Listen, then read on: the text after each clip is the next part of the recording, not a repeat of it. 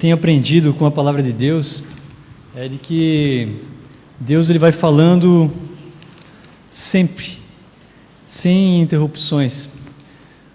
Falou nos hinos agora, embora eu cheguei um pouquinho atrasado, mas tenho certeza que Deus já começou falando, porque a palavra de Deus ela usa muitas formas para atingir o coração das pessoas. Assim como ele atingiu o meu coração, talvez ele vai atingir de maneira diferente o seu coração. Muitas vezes Deus fala numa roda de churrasco, quando nós temos o prazer de estar degustando da palavra de Deus, né? Ou antes de um jogo de futebol, ou durante o jogo de futebol. Enfim, nas nossas atividades mais comuns, nós estamos compartilhando da palavra de Deus e Deus vai simplesmente nos abrindo o entendimento a coisas que nos eram ocultas.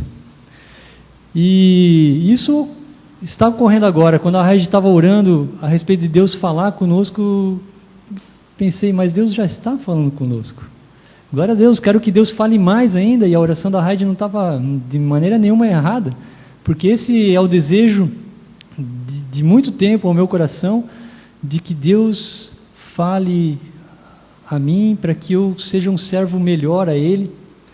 Lembro que na ocasião quando nós entramos a primeira vez nessa igreja, né, minha oração já há um bom tempo era: Deus, me leva onde eu posso ouvir a Tua voz.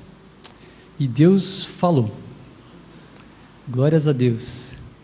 E já estamos aqui há alguns anos, e Deus tem falado de várias maneiras. Alguns dos ensinos de Jesus são mais sólidos e a gente demora um pouquinho para digerir, mas outras palavras são tão simples, tão do nosso cotidiano, que nós até às vezes menosprezamos essas palavras. Na semana passada nós ouvimos falar a respeito da loucura do Evangelho.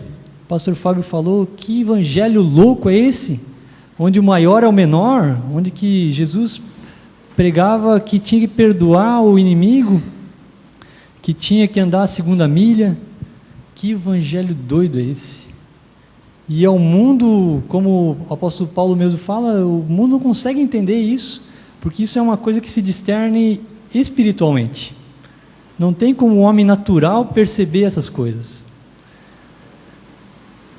Então,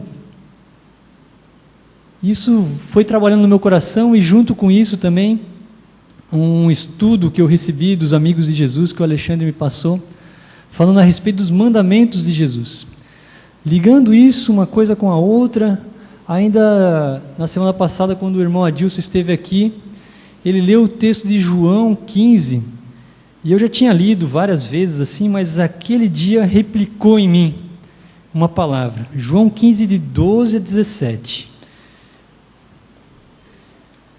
João 15, 12 a 17.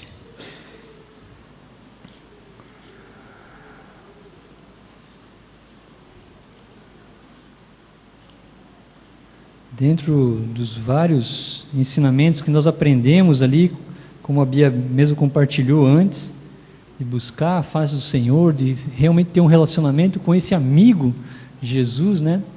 Quando nós estávamos lendo esse texto aqui, que diz assim: o meu mandamento é este, que vos ameis uns aos outros, assim como eu vos amei.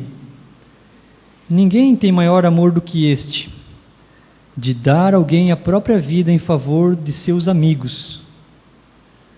Vós sois meus amigos, se fazeis o que vos mando.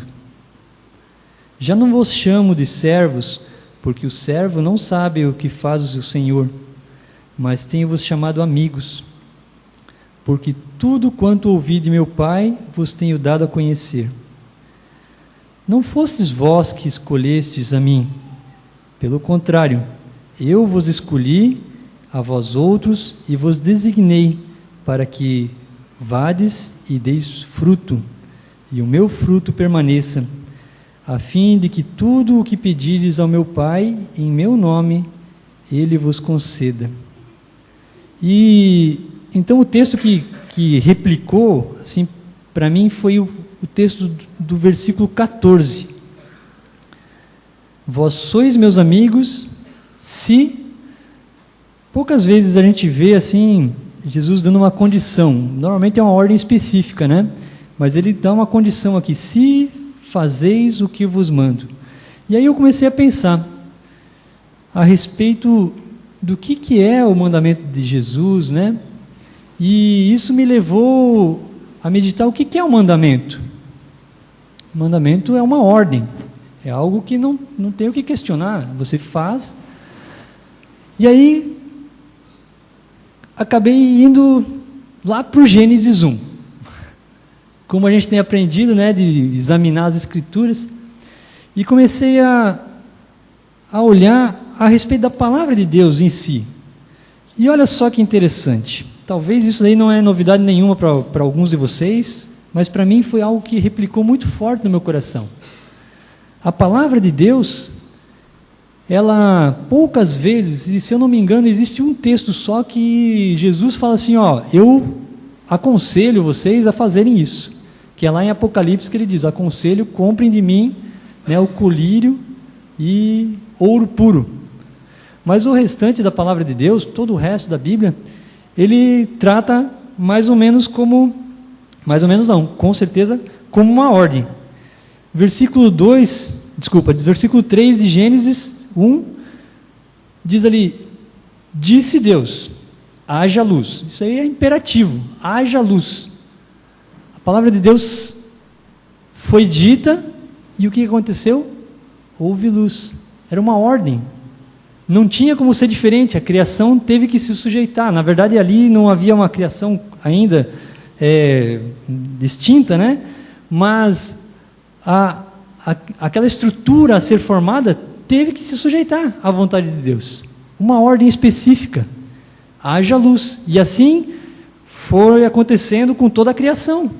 E disse Deus, né, agora separe-se as águas. E adivinha o que aconteceu? Separaram-se as águas, porque era uma vontade de Deus, é uma ordem. Não tem meio termo, é aquilo e tem que acontecer. Simplesmente. E vocês conhecem bem a criação, Deus faz, né, toda a terra. E por fim, Deus faz o homem, não pela palavra, né, mas formou o homem com as suas mãos. E ali no capítulo 2, de 15 a 17, já existe um mandamento também para Adão. Vocês lembram ali o que Deus tem falado ali? 15 a 17 diz assim, tomou, pois, o Senhor Deus ao homem e o colocou no jardim do Éden para o cultivar e o guardar.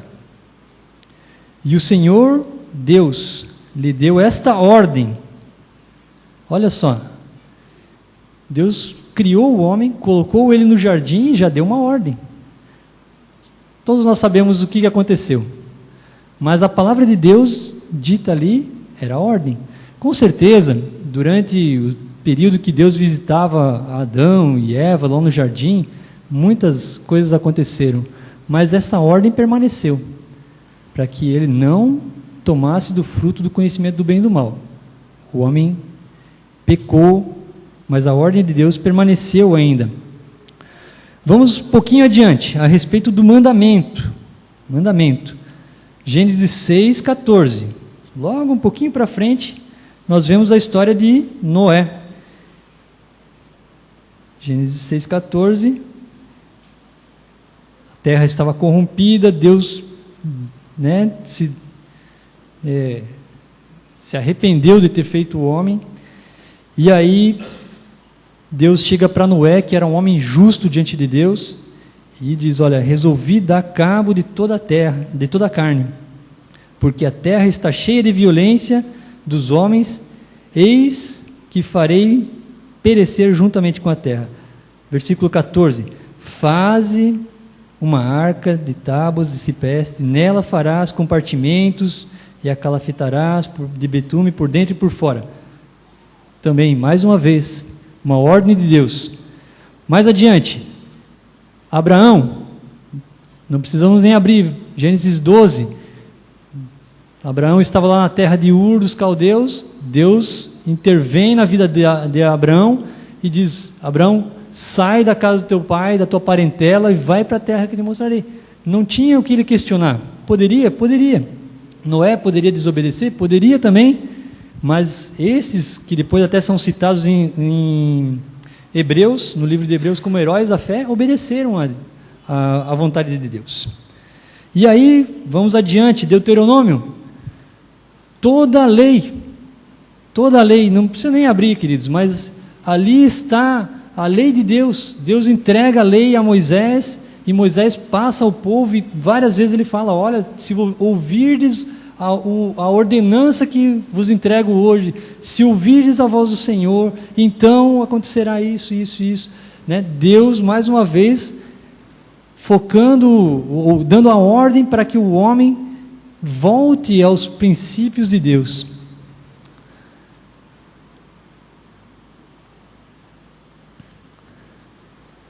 Nesse período todo aí, do Antigo Testamento e tudo mais, vocês recordam de Deus ter dado alguma sugestão?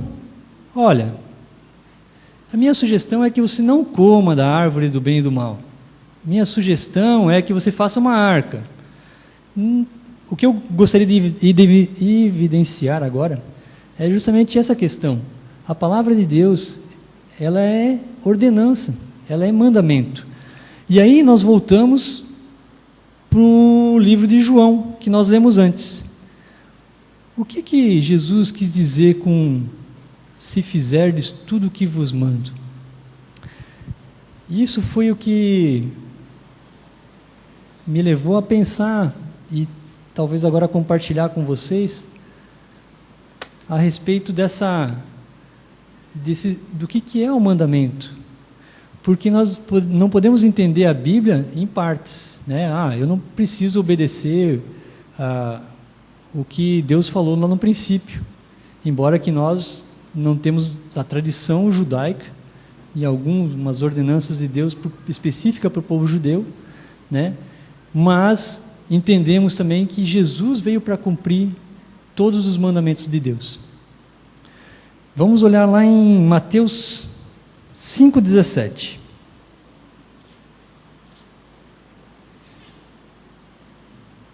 E aqui nós poderíamos estudar muito tempo a respeito de cada palavra de Jesus durante o Sermão da Montanha.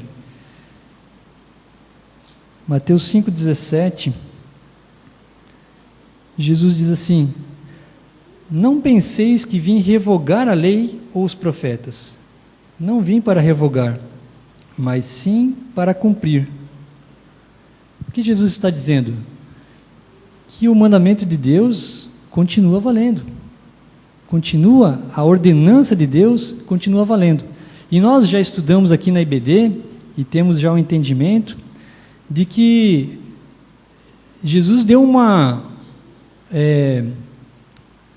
não um novo conceito para os mandamentos, mas ele reafirmou a vontade de Deus com cada um dos mandamentos que Deus tinha colocado no Antigo Testamento. O que o apóstolo Paulo fala, que a lei serviu de aio até que o Messias viesse. E Cristo, o Senhor Jesus, ele coloca aqui que esses mandamentos devem ser seguidos, mas não simplesmente de uma forma mecânica. E aí a gente, lembrando um pouco do que Jesus fala, né, do fato dos fariseus perguntarem a ele a respeito do adultério, né, ele corrige eles, porque o adultério, a respeito do divórcio, né, e ele corrige: não, mas não foi assim desde o princípio. Por quê? Porque foi instituído por Moisés o divórcio? Por causa da dureza do vosso coração, né? Então ele corrige a interpretação errada que os fariseus, os estudiosos da lei, estavam tendo a respeito dessa lei de Deus.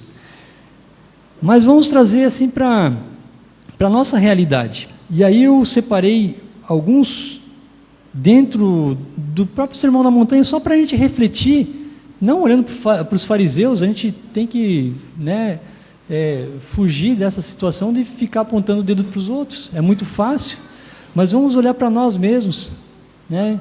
Como diz o pastor Fábio de vez em quando: como é que está o seu coração, né? Olha para dentro de si mesmo.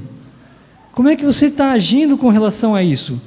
Entendemos que as palavras de Deus, as palavras de Jesus, né, e o que Jesus fala repreendendo o diabo durante a tentação, inclusive, quando o diabo vem e diz, olha, faz dessas pedras aí pães, Jesus responde, não só de pão viverá o homem, mas sim de toda palavra que sai da boca de Deus. Buscando essa palavra que é, até onde que eu posso entender aqui, mandamento de Deus, e não há como a gente se desviar disso, como é que a gente vai interpretar, por exemplo, Mateus 5:44, que diz ali, eu, porém, vos digo, amai os vossos inimigos e orai por aqueles que vos perseguem. É algo que nós praticamos facilmente, naturalmente? De forma alguma. Ou, um pouquinho mais adiante, no versículo 48, diz assim, sede vós perfeitos, como perfeito é o vosso Pai Celeste. Como se dá isso? São ordenanças de Jesus, mandamentos. Ou, alguma coisa um pouquinho mais, então, do nosso dia a dia, Mateus 6:33, né, tem um contexto todo ali da parábola que Jesus conta, dos lírios do campo, né, dos pardais, dos corvos, que não plantam nem colhem, né, para não se preocupar com as coisas do dia a dia. E essa é uma situação que para mim busca, que assim, fala muito forte. Porque eu não sei, mas eu imagino que vocês também, assim como eu, também têm os seus afazeres diários e há uma luta diária entre o meu desejo de servir a Deus, de todo o coração, e também os compromissos que nós assumimos do dia a dia, do trabalho e tudo mais, que Deus abençoa realmente, é bom, mas até quando isso, existe um ponto de equilíbrio, até onde eu estou realmente dando o valor correto para o reino de Deus, ao tempo do reino de Deus, e até onde eu estou buscando mais os meus próprios interesses. Lembrando que em Lucas, quando o Senhor Jesus conta a parábola do semeador, a semente que caiu no meio dos espinhos, ele fala, quando ele interpreta para os discípulos lá, essa semente ela brotou, ela cresceu ao ponto que ela chegou à maturidade, mas Jesus fala assim que porque ela se envolveu com as coisas deste mundo, ela se tornou infrutífera. E aí eu fico me perguntando, o quão frutífero eu tenho sido? Eu sei, e eu espero que cada um de nós aqui tenha um entendimento também, que o fruto não vem de um galho solto, como Jesus fala na parábola da videira. Nós temos que estar intimamente ligados com Ele, para que a gente possa dar fruto. Mas nós aqui, posso dizer com certeza, declaramos que pertencemos a Jesus e estamos ligados a Ele. Ah, não, eu tenho vivido uma vida realmente buscando a vontade de Deus, e eu sei do compromisso que eu tenho com Deus, Deus tem falado comigo, mas e os frutos?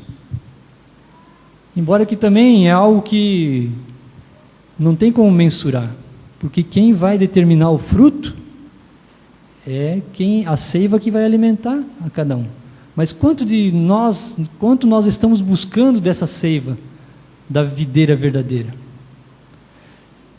E me preocupa de ser uma semente que brotou, que cresceu e que não produziu fruto. Minha oração é que Deus tenha misericórdia de mim, para que eu não me apegue às coisas desse mundo e fique infrutífero. Esse é o meu desejo.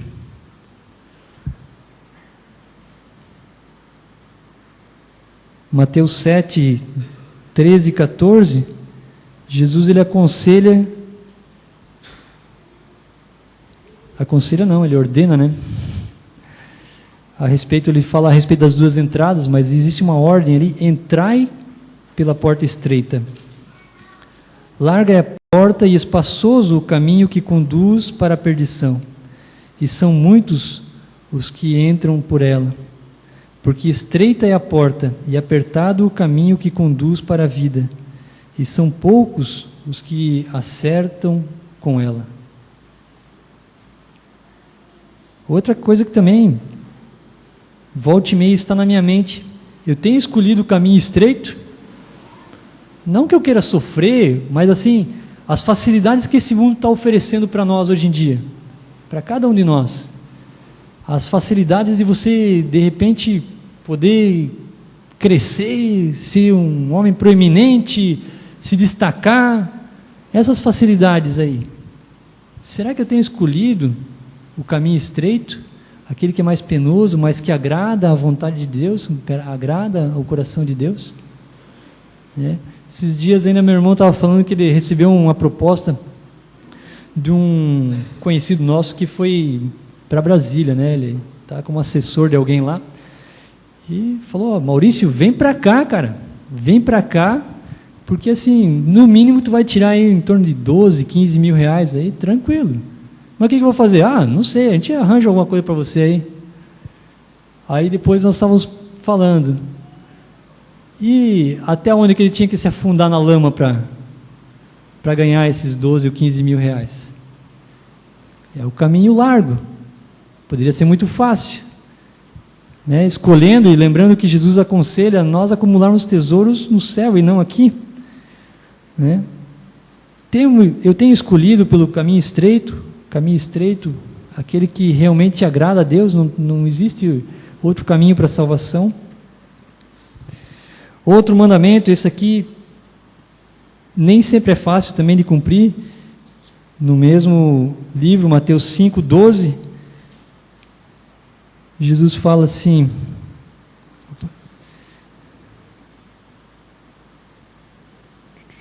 regozijai-vos e exultai, porque grande é o vosso galardão nos céus, pois assim perseguiram os profetas que viveram antes de vós. Alegrar é fácil, é muito fácil, é bom, né? Como é bom a gente se alegrar, para ver quando o Ale faz uma carninha, a gente se reúne ao redor ali, o negócio fica feliz mesmo. Mas o contexto que Jesus está falando ali é quando vocês forem perseguidos, quando vocês sofrerem afrontas e quando vocês tiverem que muitas vezes engolir as calúnias que outros estão dizendo por causa do evangelho de ti. E Jesus fala: olha, em vez de vocês ficar cabisbaixo, entristecido, alegrai-vos. E aí? Esse é um mandamento, mais um mandamento de Jesus. Tenho me alegrado quando sou perseguido, quando sou caluniado injustamente, né? Só para a gente pensar, gente, eu não estou acusando ninguém aqui, nem apontando o dedo, na verdade estou apontando o dedo para mim mesmo, lembrando que esse estudo aqui, Deus falou para mim, e eu só estou compartilhando com vocês, e eu tenho certeza que, sei lá, quanto tempo já se passou, 15 minutos, desses 15 minutos, se uma palavra Deus falar ao seu coração, tenho certeza que hoje você vai sair transformado daqui. Não é o Márcio que está falando, eu não quero, não estou buscando isso. Eu sei que pela minha profissão e pela habilidade que Deus me deu, eu poderia aqui fazer uma palestra, gente, que vocês iam sair daqui saltando de alegria. Todo mundo se abraçando, vida nova durante a semana, aí nós ia chegar assim amanhã arrebentando. Mas desde o momento que o pastor Fábio me desafiou a trazer a palavra hoje à noite aqui, eu tenho orado justamente nesse sentido. Deus, esse púlpito, ele tem sido honrado pelo Teu Espírito Santo. Falar bem a verdade, o pastor Fábio e o Alexandre são testemunhas. Antes de começar o culto, eu queria fugir daqui. Continuo me sentindo vazio, sabe? Me sinto vazio. Mas eu desejo realmente que Deus fale uma palavra, porque eu tenho certeza, eu creio que Ele é poderoso para mudar a sua vida. Vamos lá, mais um mandamento de Jesus. E agora, como eu falei antes, não existe receita de bolo, gente. Não existe como fazer os mandamentos como o povo antigamente fazia, o povo de Israel, né? E hoje em dia, inclusive, costumam fazer ainda, de uma forma mecânica ou de uma forma que aparente. Não existe receita de bolo. E só existe uma forma, e já falei, de que o mandamento de Deus se cumpra: quando estamos intimamente ligados com a videira. Não existe outro meio. João 3, versículo 7. Tem todo um contexto aqui. Nicodemos vai procurar Jesus e ele fala assim: mestre, como é que eu vou herdar a vida eterna? Como é que eu entro nessa vida eterna? E Jesus parece que dá uma resposta meio sem sentido aqui, mas para aqueles que nasceram de novo, vão entender. Não te admires de eu dizer, importa-vos nascer de novo. E ele pergunta novamente: mas Senhor, como é que eu vou entrar no ventre da minha mãe novamente, sendo eu adulto já, e nascer de novo? Importa-vos nascer de novo.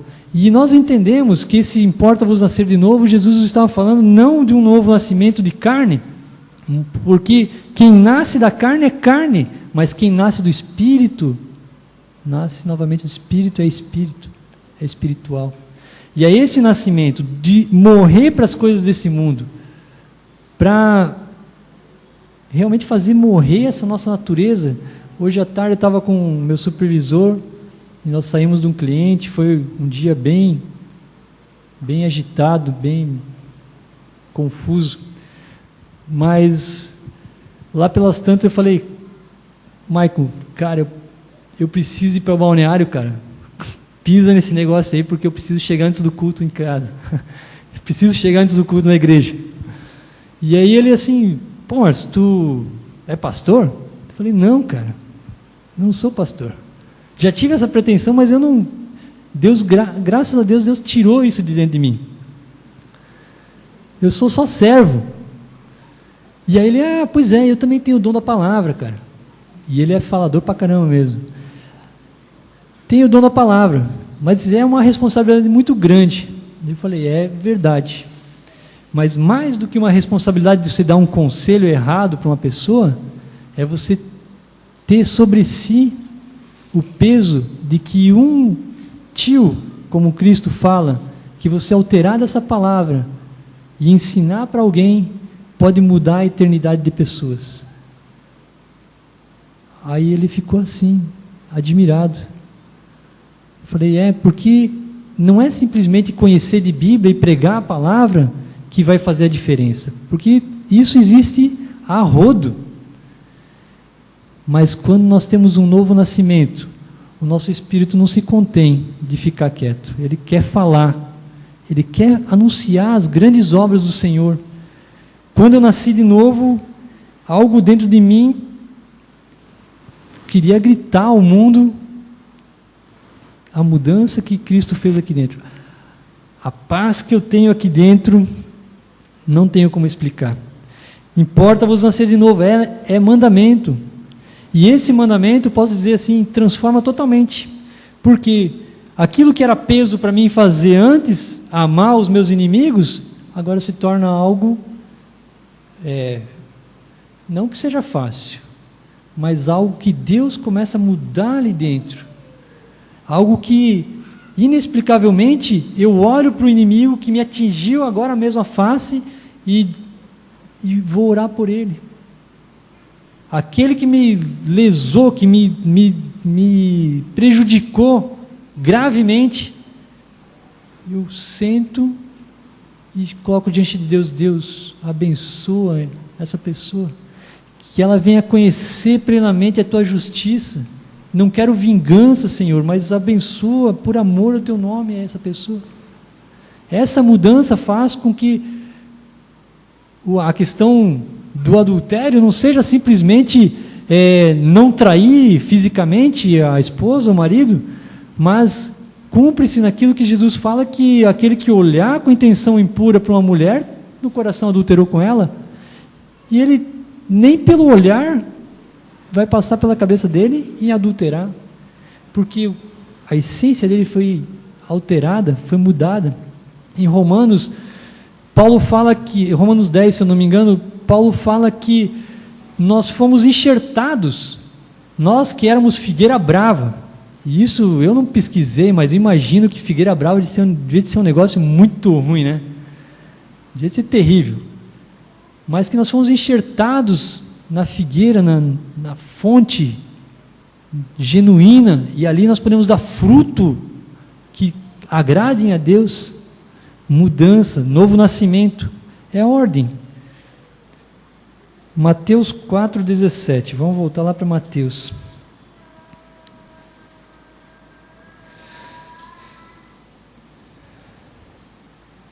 Como se dá isso?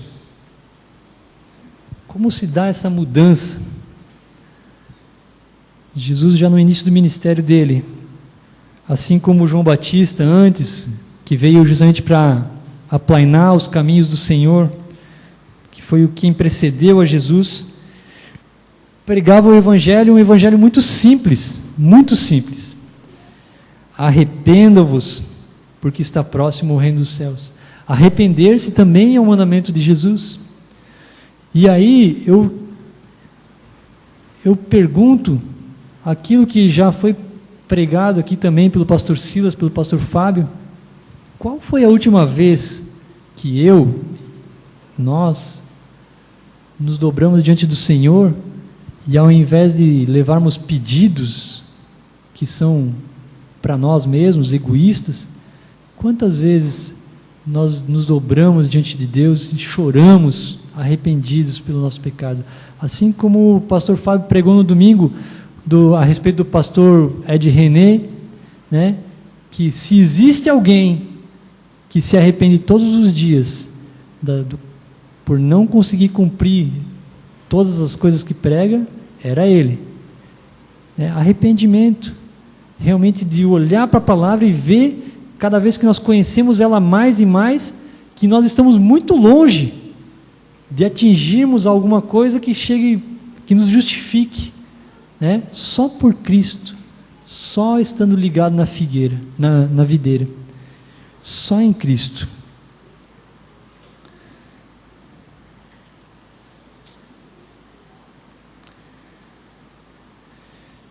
E mais um mandamento de Cristo que vem na sequência: nascer de novo, arrepender-se. E ainda Jesus fala: vinde a mim, vinde após mim. A referência está lá em Mateus 4,17 mesmo, um pouquinho adiante ali. Ir atrás de Cristo. O que significa isso? Andar nos mesmos passos que Cristo andou, ser, como nós já falamos várias vezes aqui, já foi pregado nesse púlpito, ser pequenos Jesus. E aí é engraçado, né? Porque muitos têm um entendimento errado de que ser como Jesus é entrar montado num jumento e aclamado pelo povo em Jerusalém, embora que naquele momento Cristo mesmo por dentro sabia o que esperava ele. Mas muitos, e eu já pensei assim também, pensam que a vida com Cristo é maravilha, é só belezura, agora sim, agora vai, agora não tem mais jeito, é só benção, né? Mas seguir os passos de Jesus é andar como ele andou, sendo injustiçado, sendo caluniado. Vocês lembram que Jesus acaba de expulsar o demônio de um menino lá, de um moço, que era surdo e mudo, e ninguém conseguia expulsar esse demônio, e os fariseus dizem assim: isso daí está expulsando porque ele tem o poder do Beelzebu, do diabo. Calúnia, né? Quantas outras vezes, depois ainda, quando Jesus foi preso, levantavam falsos testemunhos contra ele. E o que Jesus fez? Lembrando, acho que foi o pastor Fábio também que colocou numa pregação aqui, nos seus passos, o que faria Jesus? O que o Senhor faria, né? Se você estivesse, né, com Jesus ali, na mesma situação agora, o que ele faria, qual a reação que ele teria? Existe, como eu falei antes, não existe uma receita de bolo, não existe uma regra, não é uma continha que a gente faz e agora eu vou mudar, eu vou começar a me disciplinar, eu vou fazer isso, aquilo. Não é autoajuda, gente. É mudança, é entrega, é quebrar-se, arrepender-se. Mas isso tudo, talvez eu até possa estar falando aqui num tom até de contemplação, tentando expressar a seriedade que é isso tudo, mas isso tudo é alegria para nós, porque esse peso não está sobre nós, não acerca da lei, a respeito do cumprimento das coisas do dia a dia. Por quê? Porque a transformação vem de Cristo, Ele nos transforma, Ele nos muda, Ele que Ele realiza em nós, porque Ele já venceu na cruz, o sangue dele já pagou o preço. Muitas vezes já lemos Isaías 53, ele carregou sobre si todas as nossas enfermidades, todo o peso, todo o pecado, tudo, isso ele carregou. A nós é entrega, é obedecer as coisas mais triviais, do entregar-se, de se despojar da própria vida, de deixar com que ele nos conduza. Isso tudo eu trago para vocês, queridos, porque é aquilo que tem afligido meu coração nessas últimas semanas. Como eu já falei, Deus muitas vezes nos fala de maneiras como se fosse um alimento mais sólido, né? Mas eu entendo essa palavra como uma palavra muito simples. E não existe opção, gente, porque são ordenanças, mandamentos do Senhor. Opção é rebelião. E isso não significa que nós vamos ser robozinhos, mas vamos desfrutar da alegria de participar do reino do Senhor. Simplesmente, puro e simples. O Evangelho é simples. A gente gosta de complicar muito as coisas, muito, infelizmente. Mas que o Senhor tenha misericórdia de nós. Vamos nos colocar em pé?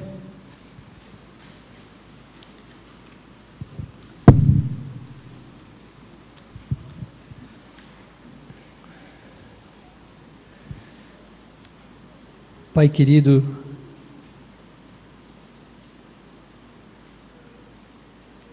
eu não sei o que passa no coração de cada um aqui, Senhor. Não sei o que está passando na sua mente, mas assim como eu tenho orado já há 2 semanas, ó Pai, eu me sinto vazio realmente, Senhor, e simplesmente o meu desejo é que o Senhor toque, o Senhor fale, Senhor.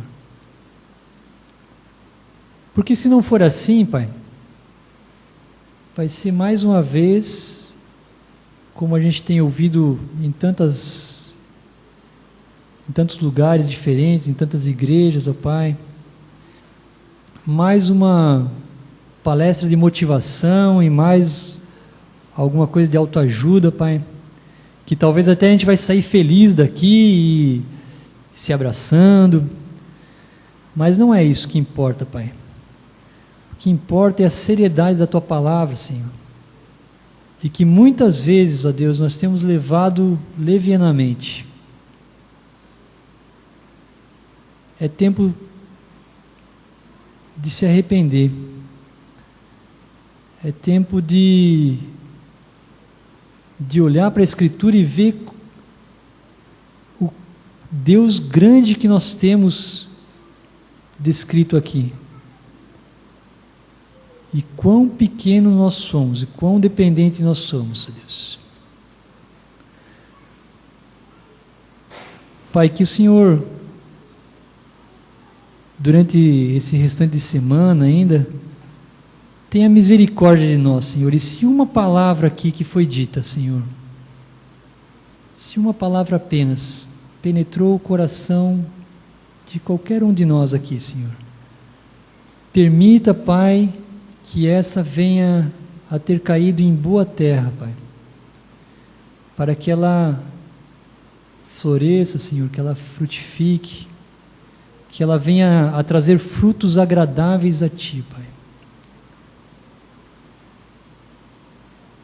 Eu fico imaginando, Senhor, assim como o Senhor já me permitiu poder colher frutos de uma árvore que você plantou, que eu plantei lá pequenininha, e ela cresceu, e agora deu frutos, ó Deus, e como eu fiquei feliz em colher esses frutos.